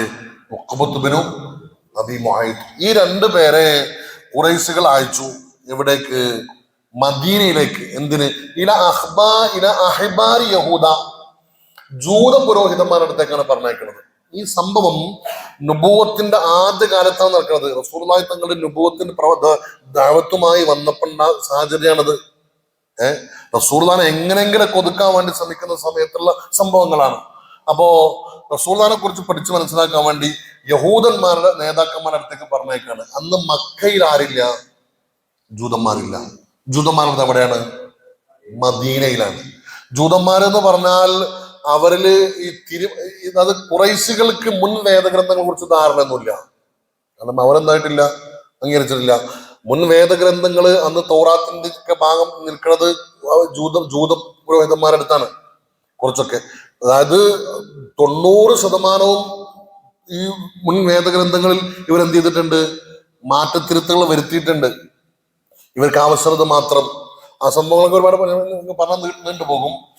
അതില് അബ്ദുല്ലാഹിബ്നു സലാം റളിയല്ലാഹു തആല അൻഹു അന്ന് ജൂതന്മാരുടെ നേതാവായിരുന്നു. ആര്? പിന്നീട് എന്ത് ചെയ്തു? സത്യം മനസ്സിലായി ഇസ്ലാമിലേക്ക് വന്ന ആളാണ്. ആര്? അബ്ദുല്ലാഹിബ്നു സലാം റളിയല്ലാഹു തആല അൻഹു ജൂത നേതാവായിരുന്നു. റസൂലുള്ളാഹി വന്നപ്പോ, അതായത് ഈ തൗറാത്തിൽ പറഞ്ഞ സംഭവങ്ങൾ അതേ അടയാളങ്ങളൊക്കെ നേരിട്ട് കണ്ട് ബോധ്യപ്പെട്ട് ഇസ്ലാമിലേക്ക് വന്ന ആളാണ്. ആര്? അബ്ദുല്ലാഹിബ്നു സലാം. പക്ഷെ അല്ലാത്ത പല ഇവരുടെ നേതാക്കന്മാരും ഈ കോട്ടുമാട്ടിയിട്ട് ഇങ്ങനെ സംഭവങ്ങൾ പറയുന്ന ആൾക്കാരാണ്. ആര്? അന്നത്തെ മദീനയിലെ ജൂതന്മാർ. അപ്പൊ അവരടുത്തേക്കാണ് ആരെ പറഞ്ഞേക്കണത്? എന്തിന്? ഈ ഖുറൈശികൾക്ക് ഇതിനെ പറ്റി ധാരണയൊന്നുമില്ല. അപ്പൊ മുൻ വേദഗ്രന്ഥങ്ങളിൽ ഈ പ്രവാചകനെ പറ്റി എന്തെങ്കിലുമൊക്കെ പറഞ്ഞിട്ടുണ്ടോ എന്ന് അറിയാൻ വേണ്ടിയിട്ടാണ് എന്ത് ചെയ്യണത്? പറഞ്ഞേക്കണത്. അങ്ങനെ വന്നു. അപ്പൊ പറഞ്ഞു ഇവരെ പറഞ്ഞേക്കുമ്പോൾ അത് മക്കയിലെ മുശ്രിക്കീങ്ങൾ എല്ലാരും പാടെ യോഗം ചേർന്ന് ഒരുമിച്ച് തീരുമാനിച്ചാണ് പറഞ്ഞേക്കണേ. ഓരോ ഇഷ്ടത്തിന് പോയതല്ല. എല്ലാരും കൂടെ കൂടി തീരുമാനിച്ചിട്ട് രണ്ടാളെ പ്രതികളായിട്ട് പറഞ്ഞേക്കാണ്. അവർ പറഞ്ഞു സലാഹുമൻ മുഹമ്മദിൻ, മുഹമ്മദിനെ പറ്റി അവരോട് ചോദിക്കണം. ആരോട്? ജൂത പണ്ഡിതന്മാരോട്. ഓ സിഫാനഹും സിഫത്തഹു, മുഹമ്മദിന്റെ വിശേഷങ്ങളൊക്കെ പറഞ്ഞു കൊടുക്കണം. ഇന്ന പോലെ എന്നൊക്കെ പറഞ്ഞു കൊടുക്കണം. അഖ്ബറാഹും ബിഖൗലിഹി, മുഹമ്മദ് പറയുന്ന വാദങ്ങളെ സംബന്ധിച്ചൊക്കെ ആർക്ക് പറഞ്ഞു കൊടുക്കണം? ഈ ജൂതന്മാർക്ക്. റസൂലുള്ളാഹി ഇത് ഹിജ്റക്ക് മുമ്പാട്ടോ. ഹിജ്റക്ക് പോയി മദീനക്കാർക്ക് റസൂലുള്ളാഹിനെ പരിചയപ്പെടുന്നതിന് മുമ്പാണ് ഈ സംഭവം. അത് റസൂലുള്ളാഹിനെ കുറിച്ച് ആർക്ക് അറിയില്ല? മദീനക്കാർക്ക് അറിയില്ല. ഫഇന്നഹും അഹ്ലുൽ കിതാബിൽ അവർ, അവര് മുൻ വേദഗ്രന്ഥങ്ങളുടെ ആളുകളാണ് ഈ ജൂതന്മാർ. അതുകൊണ്ട് അവരോട് ചോദിച്ചാൽ മുൻ വേദഗ്രന്ഥങ്ങളിൽ ഈ പ്രവാചകനെ കുറിച്ച് പറഞ്ഞിട്ടുണ്ടെങ്കിൽ അവർക്ക് അറിയാൻ കഴിയും. അവരെന്ത് ചെയ്യും? അത് പറഞ്ഞുതരും. അവർക്ക് അതിനെ കുറിച്ച് അറിയാം, നമുക്ക് എന്തല്ല അതിനെ കുറിച്ച് അറിയില്ല എന്ന് അവരെന്നെ എന്ത് ചെയ്തു? സമ്മതിച്ചു. അങ്ങനെ രണ്ടാളും പോയി. ആര്? നളർ ബിൻ ഹാരിസും ഉഖബത്ത് ബിൻ അബീ മുഅയ്ത്തും മദീനയിലേക്ക് പോയി. അങ്ങനെ ഹത്താ ഖദിമൽ മദീന, മദീനയിൽ ചെന്നു. ഫസഅല അഹ്ബാർ യഹൂദ റസൂലുള്ളാഹി, ജൂത പുരോഹിതന്മാരോട് മുഹമ്മദ് നബിയെ കുറിച്ച് എന്ത് ചെയ്തു? പറഞ്ഞു കൊടുത്ത് സംഭവങ്ങളൊക്കെ പറഞ്ഞ് മനസ്സിലാക്കി കൊടുത്തിട്ട് ചോദിച്ചു, ഈ പ്രവാചകനെ കുറിച്ച് നിങ്ങൾ മുൻവേദങ്ങൾ നിനക്ക് പറഞ്ഞിട്ടുണ്ടോ? എന്നൊക്കെ അതിനെ കുറിച്ച് അറിവുണ്ടോ എന്ന് ചോദിച്ചു. അപ്പൊ അവര് പറഞ്ഞു പിന്നെ നിങ്ങൾ തൗറാത്തിന്റെ അഹലുകാരല്ലേ, നിങ്ങൾ ഞങ്ങൾക്ക് പറഞ്ഞു തരണം എന്നൊക്കെ പറഞ്ഞു. അപ്പൊ ഈ ജൂത പണ്ഡിതന്മാർ ഇവർ രണ്ടുപേരോടും പറഞ്ഞു, നിങ്ങൾ ഒരു കാര്യം ചെയ്യും, തിരിച്ച് മക്കയിലേക്ക് തന്നെ പോണം. തിരിച്ച് മക്കയിൽ ചെന്നിട്ട് മൂന്ന് ചോദ്യങ്ങൾ നിങ്ങൾക്ക് ഞങ്ങൾ പറഞ്ഞതാ. ഈ മൂന്ന് ചോദ്യങ്ങൾ എന്ത് ചെയ്യണം? മുഹമ്മദിനോട് ചോദിക്കണം. മൂന്ന് ചോദ്യങ്ങൾ ചോദിക്കാൻ ഞങ്ങൾ പറഞ്ഞുതരാം. ആ ചോദ്യങ്ങൾ നേരിട്ട് എന്ത് ചെയ്താൽ മതി? ചോദിച്ചാൽ മതി. ഈ മൂന്ന് ചോദ്യങ്ങളിൽ 2 ചോദ്യങ്ങൾക്ക് മറുപടി പറഞ്ഞാൽ അതാരാണ്? വാഗ്ദത്ത പ്രവാചകൻ തന്നെയാണ്. അതല്ല ഇല്ലം യഫ്അൽ, ഈ 3 ചോദ്യങ്ങളിൽ 2 ചോദ്യങ്ങൾക്ക് മറുപടി പറഞ്ഞ് ഒന്നിനെ കുറിച്ച് അറിയില്ല എന്ന് പറയും, രണ്ടെണ്ണത്തെ കുറിച്ച് എന്ത് ചെയ്യും? രണ്ടെണ്ണത്തിനെ കുറിച്ച് മറുപടി പറയും, ഒന്നിനെ കുറിച്ച് എനിക്കറിയില്ല എന്ന് ആര് പറയും? അങ്ങനെ പറഞ്ഞാൽ ആരാണ്? നബിയാണ്. അത് പറഞ്ഞിട്ടില്ലെങ്കിൽ വെറുതെ ഇങ്ങനെ പ്രവാചകനാണെന്ന് പറഞ്ഞു നടക്കുന്ന ആളാണ് എന്ത് ചെയ്യാ? മനസ്സിലാക്കാം. അപ്പൊ അങ്ങനെയാണെങ്കിൽ നിങ്ങൾ ഇഷ്ടമുള്ളത് എന്ത് ചെയ്തോളി, തല്ലേ പിടിക്കേ കൊല്ലേ എന്താ ചെയ്തോളി എന്ന് പറഞ്ഞു. അപ്പൊ 3 ചോദ്യങ്ങൾ എന്താണെന്നറിയോ? സലൂഹു, മുഹമ്മദിനോട് ചോദിക്കണം. അൻ ഫിത്തിയത്തിൻ ദഹബു ഫി ദഹ്റിൽ അവ്വലി, പണ്ട് കാലത്ത് ഉണ്ടായ ഗുഹാവാസികളായ കുറച്ച് ചെറുപ്പക്കാരെ കുറിച്ച് എന്താ സംഭവം? അവരെ കുറിച്ച് പറഞ്ഞതോ, അവരെ കുറിച്ച് നിങ്ങൾക്ക് അറിയുമോ എന്ന് ചോദിക്കും. അത് ഒന്നാമത് ചോദ്യം. എന്താ ചോദ്യം? അതെങ്ങനെ? ഫിദ്ദഹ്റിൽ അവ്വൽ, കുറെ കാലം മുമ്പ്, പണ്ട് കാലത്തെപ്പോഴോ പിന്നെ ഗുഹയിൽ ഗുഹാവാസികളായ കുറച്ച് ചെറുപ്പക്കാരെ സംഭവം ഉണ്ട്. അതെന്താണെന്ന് ഇത് ആർക്കും അറിയില്ല. റസൂലുള്ളാഹിക്ക് സംഭവം ഒന്നും അറിയില്ല. അതിന്റെ അമ്മയാണ് ചോദിക്കണത്, ചോദിക്കാൻ വേണ്ടി പറയണം, അതൊന്നും ചോദിക്കണം. മാക്കാന അംറുഹും, അവരുടെ അവസ്ഥ എന്തായിരുന്നു? ഹദീസുൻ അജബുൻ, അവരെ ചരിത്രം വലിയ സംഭവമാണല്ലോ, അതിനെ കുറിച്ച് നിങ്ങൾക്ക് അറിയുമോ എന്താന്ന് ചോദിച്ചു. ഒന്ന്. രണ്ടാമത്തെ ചോദ്യം, മശ്രിഖ് മുതൽ മഗ്രിബ് വരെ, മശ്രിഖ് മഗ്രിബ് എന്ന് പറയുന്ന കാര്യം എന്താണ്? ഈ പ്രപഞ്ചം മുഴുവൻ അർത്ഥത്തിലാണ്. അത് കിഴക്കും പടിഞ്ഞാറും മാത്രമല്ല, തെക്കും വടക്കും ഒഴിവാക്കിയതല്ല. ഈ പ്രപഞ്ചം, ഈ ഭൂമി മുഴുവനും ചുറ്റി നടന്ന റജുലിൻ തവ്വാഫിൻ, ഒരു ചുറ്റി നടന്ന ഒരു റജുലുണ്ട്, ഒരാളുണ്ട്. ഈ ലോകം മുഴുവൻ ഇങ്ങനെ ചുറ്റി സഞ്ചരിക്കുന്ന ഒരാളുണ്ട്. അയാളെ പറ്റി ചോദിക്കണം. മാഖാനബഹു, അയാളെ പറ്റി ആരാണ് ആള്? ഖദർ അലൈഹി സ്വലാത്തു വസ്സലാം. ഖദർ നബിനെ പറ്റി അപ്പൊ ചോദിക്കണത്. ഖദർ നബിന്റെ പണി എന്താണ്? ഈ ലോകം മുഴുവൻ ചുറ്റി സഞ്ചരിക്കലാണ്. അയാളെ പറ്റി പറയോ, അയാളെ പറ്റി അറിയോ എന്ന് ചോദിച്ചു. രണ്ടാമത്തെ ചോദ്യം, പിന്നെ റൂഹ്, മൂന്നാമത് റൂഹിനെ പറ്റി ചോദിക്കുന്ന റൂഹ്.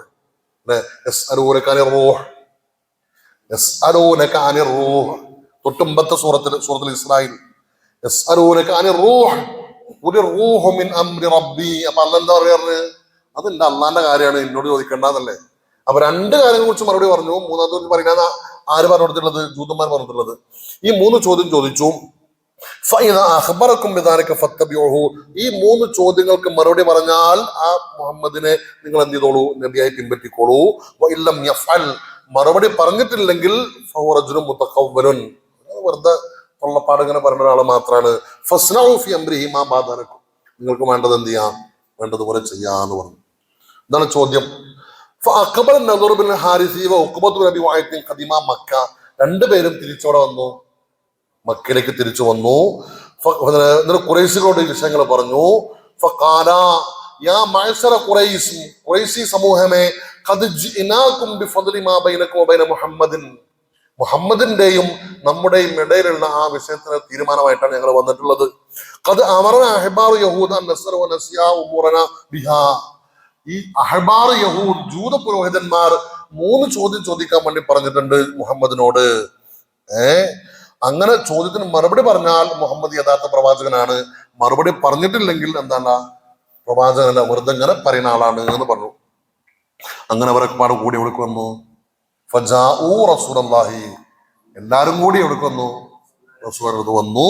റസൂൽ ഫഖാലു യാ മുഹമ്മദു, മുഹമ്മദേ, അഖ്ബിർനാ അൻ ഫിത്യത്തിൻ ദഹബു ഫി ദഹ്റിൽ അവ്വലി, മുൻകാലത്തുണ്ടായ കുറച്ച് യുവാക്കളെ പറ്റി ഒരു സംഭവം ഉണ്ടല്ലോ, അതെന്താന്ന് അറിയുമോ? പറഞ്ഞുതരുമോ എന്ന് ചോദിച്ചു.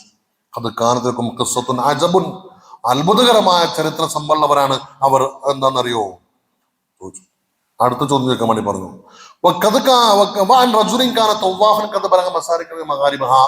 മസ്രിഖ് മുതൽ മഗ്രിബ് വരെ ഈ പ്രപഞ്ചം മുഴുവനും ചുറ്റി സഞ്ചരിച്ച ഈ ഭൂമി മുഴുവനും ചുറ്റി സഞ്ചരിച്ച ഒരു വ്യക്തി ഉണ്ടായിരുന്നു. അയാളെ പറ്റി അറിയോ എന്ന് ചോദിച്ചു. റൂഹ്, ആത്മാവ് എന്താണെന്ന് പറഞ്ഞു തരുമോ എന്ന് ചോദിച്ചു. 3 ചോദ്യം. ഫഖാല ലഹും റസൂലുള്ളാഹ്, അപ്പൊ മുത്ത് നബി അവർക്ക് മറുപടി കൊടുത്ത് എന്താണെന്നറിയോ? എന്താ കൊടുത്ത്? ഉഖ്ബിറുക്കും ബിമാ സഅൽതും അൻഹു ഗദൻ, നിങ്ങൾ ചോദിച്ച ചോദ്യങ്ങൾക്ക് ഞാൻ നാളെ മറുപടി പറയാന്ന്. എന്ത്? ഉഖ്ബിറുക്കും ബിമാ സഅൽതും അൻഹു ഗദൻ, നിങ്ങൾ ചോദിച്ച ചോദ്യങ്ങൾക്ക് നാളെ ഞാൻ മറുപടി പറയാം. വലം യസ്തസ്നി, ഇൻഷാ അല്ലാഹ് പറഞ്ഞില്ല. ഇൻഷാ അല്ലാഹ് പറഞ്ഞില്ല. ഫൻസറഫു അൻഹു, ആയിക്കോട്ടെ നിങ്ങൾ നാളെ പറഞ്ഞാൽ മതി. എന്ത് ചെയ്തു? അവര് മടങ്ങിപ്പോയി. നാളെ കഴിഞ്ഞു, മറ്റന്നാൾ കഴിഞ്ഞു, 4-ാം നാൾ കഴിഞ്ഞു, 5 കഴിഞ്ഞു, 6 കഴിഞ്ഞു, 7 കഴിഞ്ഞു, 8 കഴിഞ്ഞു, 9, 10, 11, 12, 15 ദിവസം കഴിഞ്ഞു. പക്ഷെ എന്ത് ചെയ്യണില്ല? ഓരോ ദിവസം വരെ വന്നിങ്ങനെ എന്തായി ചോദിക്കും. നാളെ പണ്ട് ശിവന്റെ കല്യാണം പറഞ്ഞ മാതിരിയേ ഇതിങ്ങനെ നാളെ ഇങ്ങനെ പണ്ട് ലോട്ടറി ടിക്കറ്റ്, ഇത് പ്രയാസമല്ല കേട്ടോ. പക്ഷെ എന്ത് ചെയ്തു? ദിവസങ്ങൾ ഇങ്ങനെ നീണ്ടു പോയി. പക്ഷേ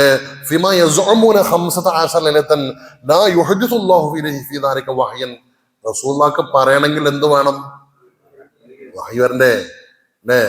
മാ ഒരായത്തുണ്ടല്ലോ, റസൂലുള്ളാഹ് വഹയല്ലാത്ത ഒന്നും എന്ത് ചെയ്തിട്ടില്ല, റസൂലുള്ളാഹ് പറഞ്ഞിട്ടില്ലല്ലോ.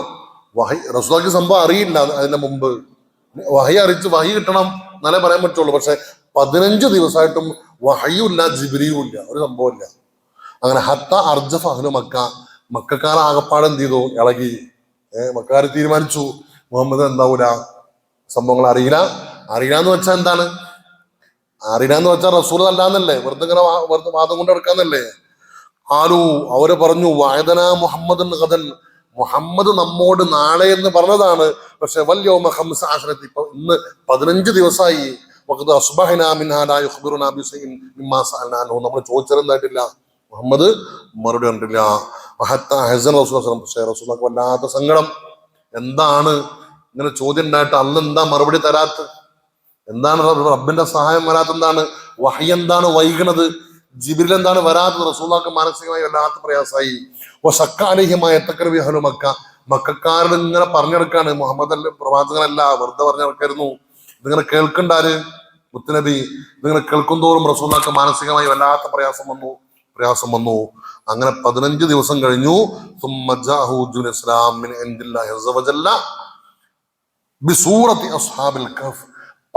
ദിവസം കഴിഞ്ഞ് 16-ാമത്തെ ദിവസം സയ്യിദുനാ ജിബ്രീൽ അലൈഹിസ്സലാത്തു വസ്സലാം വന്നിട്ട് വഹി കൊടുത്തു. ആ വഹിയാണ് എന്ത്? അൽഹംദുലില്ലാഹില്ലദീ അൻസല അലാ അബ്ദിഹിൽ കിതാബ് വലം യജഅൽ ലഹു ഇവജാ. ഒന്നിച്ച് ഈ സൂറത്തുൽ കഹ്ഫ് എന്ത് ചെയ്തു? ഓതി കൊടുത്തു. അതിലെന്തുണ്ട്? ഈ പറഞ്ഞ 3 സംഭവങ്ങളിൽ 2 സംഭവം എവിടെ പറയുന്നുണ്ട്? ഈ സൂറത്തുൽ കഹ്ഫിൽ പറയുന്നുണ്ട്. റൂഹിനെ സംബന്ധിച്ച് ഏത് സൂറത്തിലാണ്? ഇസ്രാ സൂറത്തിലാണ്. മറുപടി പറയും എന്ന് പറഞ്ഞ 2 കാര്യങ്ങളുണ്ടല്ലോ. അതായത് ഫിച്ചിയത്ത്, ചെറുപ്പക്കാരുടെ സംഭവം, അതും സൂറത്തുൽ കഹ്ഫിൽ വന്നു. തവാഫായിട്ടുള്ള ഖദർ നബി ഇസ്ലാമിന്റെ ചരിത്രവും എവിടെ വന്നു? അൽ കഹ്ഫിൽ വന്നു. ഇനി പറയൂല എന്ന് പറഞ്ഞ, അതായത് അറിയൂല എന്ന് പറഞ്ഞ മറുപടിയുള്ള ചോദ്യതാണ് റൂഹിനെ സംബന്ധിച്ചാണ്. റൂഹ്, ആ ചോദ്യം എവിടെ വന്നു? തൊട്ടുമുമ്പത്തെ സൂറത്തുൽ ഇസ്രായിലും എന്ത് ചെയ്തു? ആ സംഭവത്തെ കുറിച്ച് വന്നു. അങ്ങനെ എന്ത് ചെയ്തു? റസൂലുള്ളാഹിക്ക് സന്തോഷമായി. ഈ സംഭവം എന്ത് ചെയ്തു? റസൂൽ അവർക്ക് ഓതി കൊടുത്തു. അസ്ഹാബുൽ കഹ്ഫിന്റെ ചരിത്രവും കരീമുല്ലാഹി മൂസ നബിയുടെയും ഖദർ നബിയുടെയും ചരിത്രവും ഇവർക്ക് എന്ത് ചെയ്തു? ഇവർക്ക് മാത്രമല്ല, മുഅ്മിനീങ്ങൾക്ക് എല്ലാവർക്കും ആശ്വാസമാകുന്ന രൂപത്തിൽ എന്ത് ചെയ്തു? ഈ സംഭവം വിശദീകരിക്കപ്പെട്ടു. അങ്ങനെയാണ് ഈ സൂറത്ത് എന്ത് ചെയ്യണത്? അവതരണ പശ്ചാത്തലം അതാണ്. അങ്ങനെ കാല ജിബ്രീലിനോട് ചോദിച്ചു, എന്റെ ജിബ്രീലിനെ 10-15 ദിവസമായിട്ട് ഞാൻ ആകെ ബേജറായല്ലോ. ഞാന് റബ്ബന്നെ കൈവടിഞ്ഞോ എന്ന് പോലും ഞാൻ ചിന്തിച്ചു പോയി. എന്തേന്ന് ഇത്ര ദിവസം വരാതിരിക്കാൻ? അപ്പൊ പറഞ്ഞു, ജിബ്രീൽ പറഞ്ഞു, മുത്തനബിയെ, റബ്ബിന്റെ കൽപ്പന ഇല്ലാതെ എനിക്ക് എന്ത് ചെയ്യാൻ കഴിയില്ല? വരാൻ കഴിയില്ല. ലഹു മാ ബൈന ഐദീന വമാ ഖൽഫന വമാ ബൈന ദാലിക വമാ കാന റബ്ബുക നസിയാ. റബ്ബ് അങ്ങ് എന്താവൂല, മറക്കൂല. എന്നിട്ട് പറഞ്ഞു കൊടുത്തു, വരാതിരിക്കാനുള്ള കാരണം എന്താണ്? നിങ്ങള് സ്വന്തം തീരുമാനപ്രകാരം ഒരു കാര്യത്തെ കുറിച്ചും നാളെ ചെയ്യാൻ എന്ത് ചെയ്യരുത്? പറയരുത്. എന്തും കൂടെ പറയണം. വലാത്തക്കൂലൻ, ആ സംഭവത്തെ കുറിച്ചും ഈ സൂറത്തിൽ പറഞ്ഞു. വലാത്തക്കൂലന്ന ലിശൈഇൻ ഇന്നി ഫാഇലുൻ ദാലിക ഗദൻ ഇല്ലാ അൻ യശാ അല്ലാഹ്. ഏതൊരു കാര്യത്തെ കുറിച്ചും നിങ്ങൾ പറയുമ്പോഴും നാളെ ചെയ്യാ എന്ന് പറയരുത്. പറഞ്ഞോളി, പക്ഷെ എന്ത് വേണം? ഇല്ലാ അൻ യശാ അല്ലാഹ്, ഇൻഷാ അല്ലാഹ് എന്ന് പറഞ്ഞിട്ടല്ലാതെ പറയരുത്. ഇന്നിപ്പോ ഇൻഷാ അല്ലാഹ് വേണ്ടിടത്തും വേണ്ടാത്തടത്തൊക്കെ എന്താണ് അല്ലേ? ഒന്ന് ഗൾഫ് പോയി എന്നാ പിന്നെ ഫുൾ എന്താണ്? ആകെ ഇൻഷാ അല്ലാഹ് വേണ്ട സ്ഥലമുണ്ട്, വേണ്ട സ്ഥലമൊക്കെ ഉണ്ട്. ഒരു കാര്യത്തെ കുറിച്ച് നമ്മൾ നാളെ അല്ലെ, നാളെ ചെയ്യാം, നാളെ കാണാട്ടോ, ഇൻഷാ അല്ലാഹ്, അല്ലെങ്കിൽ നാളെ ഞാനത് തരാട്ടോ, ഇൻഷാ അല്ലാഹ് പറയുന്നത്. ഒരു കാര്യത്തെ കുറിച്ച് നാളെ ചെയ്യാം. ഒരു കാര്യം നാളെ ചെയ്യണമെങ്കിൽ അള്ളാന്റെ മസീഹത്തില്ലാതെ ചെയ്യാൻ കഴിയില്ല. നമ്മളെ തീരുമാനമല്ലത്. അപ്പൊ അവിടെ എന്ത് വേണം? ഇസ്തിസ്നാ വേണം, ഇൻഷാ അല്ലാഹ് എന്ന് വേണം. അത് മുത്തുനബി പറഞ്ഞില്ല. മുത്തുനബി എന്താ പറഞ്ഞ്? നിങ്ങൾ ചോദിച്ച കാര്യം ഞാൻ നാളെ പറയട്ടോ എന്ന് പറഞ്ഞു.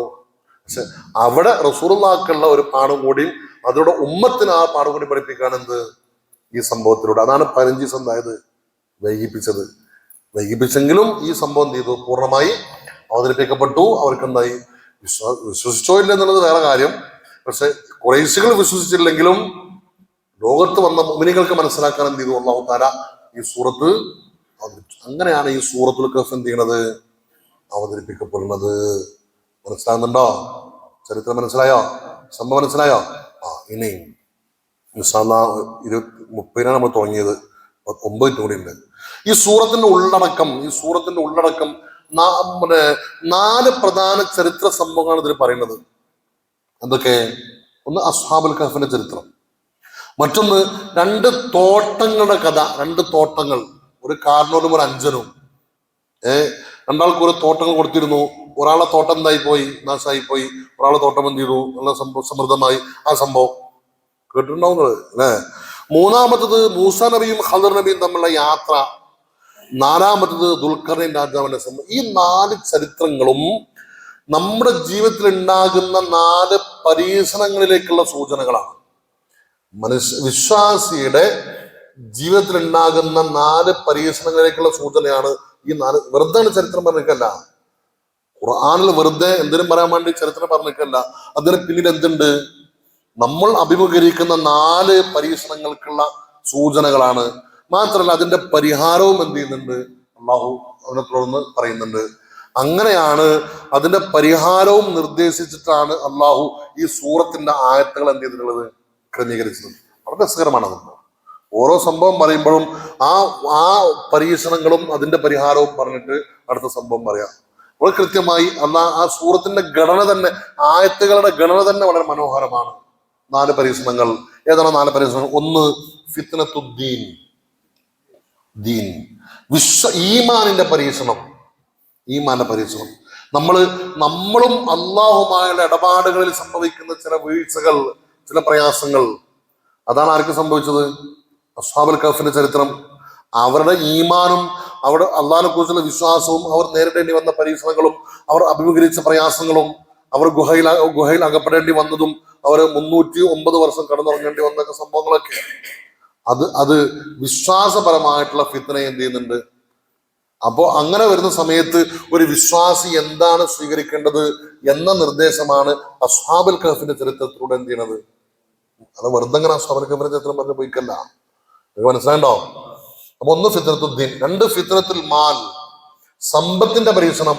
അള്ളാഹു നമുക്ക് സമ്പത്ത് തരുമ്പോ അതിന്റെ പിന്നിൽ ഒരുപാട് പരീക്ഷണങ്ങൾ ഉണ്ടാവും. ആ പരീക്ഷണം എങ്ങനെയായിരിക്കും, അത് വരുമ്പോ എങ്ങനെ അതിനെ തരണം ചെയ്യണം എന്ന പാഠമാണ്. ഈ തോട്ടത്തിന്റെ ആളുകളുണ്ടല്ലോ, 2 തോട്ടങ്ങൾ നൽകിയിട്ട്, തോട്ടം എന്ന് പറഞ്ഞാൽ അവരെ സംബന്ധിച്ചിടത്തോളം അവരുടെ സമ്പത്താണ്. അവരുടെ പ്രവർത്തനങ്ങളെ കൊണ്ട് ആ സമ്പത്തിനുണ്ടാകുന്ന ചില പരീക്ഷണങ്ങൾ, അതാണ് അതിലൂടെ എന്ത് ചെയ്യണത് അള്ളാഹു പഠിപ്പിക്കണത്. മൂന്നാമത്തെ പരീക്ഷണം ഫിത്നത്തുൽ ഇൽമാണ്, അറിവുള്ള ആളുകൾക്കും എന്തുണ്ടാവും, ഫിത്നണ്ടാവും അല്ലെ. ഒരു പക്ഷേ ഈ ദുനിയാവിൽ ഏറ്റവും കൂടുതൽ ഫിത്ന ഉണ്ടാക്കുന്നത് വിഭാഗമായിരിക്കും, ആരെങ്കിലായിരിക്കും. നാടന്മാർക്ക് ഇപ്പൊ ഇതൊന്നും ഉണ്ടാവില്ല, നമുക്ക് പറയാൻ മടിയൊന്നുമില്ല. പക്ഷെ നമ്മളാ കൂട്ടത്തിൽ തന്നെ നാടന്മാർക്ക്, സാധുക്കൾക്ക് ഈ സംഭവങ്ങളും സംഘടനയും പ്രശ്നമൊന്നും ഉണ്ടാവില്ല. പക്ഷെ അവിടെ ഫിത്ന ഉണ്ടാക്കുന്നത് ആരായിരിക്കും? ഈ വിവരമുള്ളവരായിരിക്കും. അപ്പൊ അത് ഇൽമു എന്തായിരിക്കും, ഒരു പരീക്ഷണമായിട്ട് വരും. ഒരു പരീക്ഷണമായിട്ട് വരും. അതാണ് ഖദർ നബി സ്വല്ലല്ലാഹു അലൈഹി വസല്ലമയുടെ സംഭവം. മൂസാ നബിക്ക് ഒരു ധാരണ ഉണ്ടായി, ഞാനാണ് ഏറ്റവും വലിയ ആലിമ് എന്ന്. അങ്ങനെ തോന്നി തെറ്റൊന്നുമില്ല. അന്ന് പിന്നെ ഉലുൽ അസ്മിൽപ്പെട്ട ഒരു മുർസലും പ്രവാചകനുമായിട്ടുള്ള ആൾ ആര് മാത്രമേ ഉള്ളൂ? മൂസാ നബി തന്നെയാണ്. ആ ജനങ്ങളെ കൂട്ടത്തിൽ വെച്ച ആരും ആരെന്നെയാണ്? മൂസാ നബി തന്നെയാണ്. പക്ഷെ അവിടെ ചോദിച്ചു, ആ മൂസാ നബിയോട് ഒരാൾ ചോദിക്കണം, നബിയെ ആരാണ് ഏറ്റവും വലിയ ആലിമ് എന്ന് ചോദിച്ചു. മൂസാ നബി പറഞ്ഞത് ഞാൻ തന്നെ എന്ന് പറഞ്ഞു. അപ്പോ അങ്ങനല്ല പറയേണ്ടത്. എത്ര ഇൽമുണ്ടെങ്കിലും ഞാൻ തന്നെയാണ് ആലിമെന്ന് പറയുന്ന ഒരു രസലായിണ്ടല്ലോ, ഒരു സംഘത്തിലായിണ്ടല്ലോ.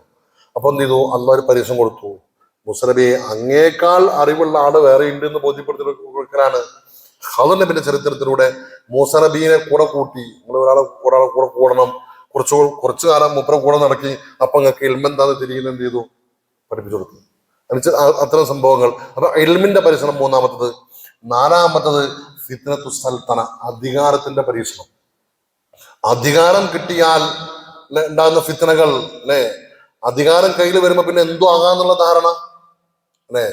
അത് ഒരു അധികാരം കിട്ടിയാൽ അത് റബ്ബിന്റെ വഴിയിൽ എങ്ങനെ നിർവഹിക്കണം എന്നതാണ് ദുൽഖർനൈൻ രാജാവിന്റെ ചരിത്രത്തോടെ എന്ത് ചെയ്യണത്, പഠിപ്പിക്കുന്നത്. ദുൽഖർനൈൻ രാജാവ് ഒരു നാട്ടിൽ ചെന്നപ്പോ ആ നാട്ടിലെ ആളുകളോട് വിശ്വസിക്കാതിരിക്കും, വേണമെങ്കിൽ വിശ്വസിക്കാത്ത എല്ലാരും ആദ്യം തന്നെ എന്ത് ചെയ്യായിരുന്നു, അദ്ദേഹത്തിന് നാശാക്കായിരുന്നു. പക്ഷെ ചെയ്തില്ല. അവർക്ക് ഒരു അവസരം കൊടുത്തു. അതായത് ഒരു തന്റെ അധികാരം കൊണ്ട് തന്റെ കീഴിലുള്ള ആളുകളെ അടിച്ചമർത്തുക എന്നുള്ളതല്ല. അങ്ങനെ മൈൻഡ് വരുമ്പോൾ അതിന് ഫിത്നയാണ്. അപ്പൊ ആ കാര്യത്തെ എങ്ങനെയാണ് മറികടക്കേണ്ടത് എന്നുള്ള പാഠമാണ് ദുൽഖർനൈൻ രാജാവിന്റെ ചരിത്രത്തിലൂടെ എന്ത് ചെയ്യണത് എന്ന് പറയും. അപ്പൊ ഈ സൂറത്തിന്റെ ഉള്ളടക്കം, അതിന്റെ ഇതിവൃത്തം 4 ചരിത്രങ്ങളിലൂടെ 4 ഫിത്നകളും അതിന്റെ പരിഹാരങ്ങളും നിർദ്ദേശിക്കലാണ്. കേവലം കുറെ ചരിത്രങ്ങൾ പറഞ്ഞു പോകുക എന്നുള്ളതല്ല. പക്ഷെ അത് രസകരമായിട്ട് എന്ത് ചെയ്തു അവതരിപ്പിച്ചു. അസ്ഹാബുൽ കഹ്ഫിന്റെ ചരിത്രമൊക്കെ പറയുമ്പോൾ വളരെ മനോഹരമായി നമുക്ക് എന്ത് ചെയ്യാൻ കഴിയും, അത് കേട്ടിരിക്കാൻ കഴിയും. അത്രയും നല്ല രസമുള്ള മൂസാ നബിന്റെ ഖദറിന്റെ യാത്രകളൊക്കെ നല്ല രസകരമായ, കുറെയൊക്കെ നമുക്ക് അറിയാം, പക്ഷെങ്കിലും അത് കേൾക്കുമ്പോൾ നല്ല രസകരമായി നമുക്ക് മുന്നോട്ട് പോകാൻ കഴിയും. അല്ലാഹു തൗഫീഖ് നൽകി അനുഗ്രഹിക്കട്ടെ. അപ്പൊ ഇൻഷാ അല്ലാഹ് ഇന്നൊരു ആമുഖം എന്ന നിലക്ക് കുറച്ച് കാര്യങ്ങൾ പറഞ്ഞിട്ടുള്ളൂ. ഈ ക്ലാസ് ആരും എന്ത് ചെയ്യരുത്, മിസ്സാക്കരുത്. ഒരു ദിവസം വരും, പിന്നത്താഴ്ച വരില്ല. അങ്ങനെ ആകുമ്പോൾ നിങ്ങൾക്ക് ഇടയിൽ എന്ത് ചെയ്യും, നഷ്ടപ്പെട്ടു. അപ്പൊ ഈ ഇതിനെ കണ്ടിന്യൂ നഷ്ടപ്പെടും, തുടർച്ച നഷ്ടപ്പെടും. അപ്പൊ ഇത് എന്താന്ന് പറയുന്നത് മനസ്സിലാവൂല. അപ്പൊ അതുകൊണ്ട് ക്ലാസ് എന്ത് ചെയ്യരുത്, ആരും മിസ്സാക്കരുത്. നമുക്ക് പൂർത്തിയാക്കണം. അള്ളാഹു തൗഫീഖ് നൽകി അനുഗ്രഹിക്കട്ടെ. അള്ളാഹു സുബ്ഹാനഹു വ തആല മഹാന്മാരാകുന്ന മൂസാ നബിയുടെയും ഖദർ നബിയുടെയും മദദ് അള്ളാഹു നൽകി അനുഗ്രഹിക്കട്ടെ. അസ്ഹാബുൽ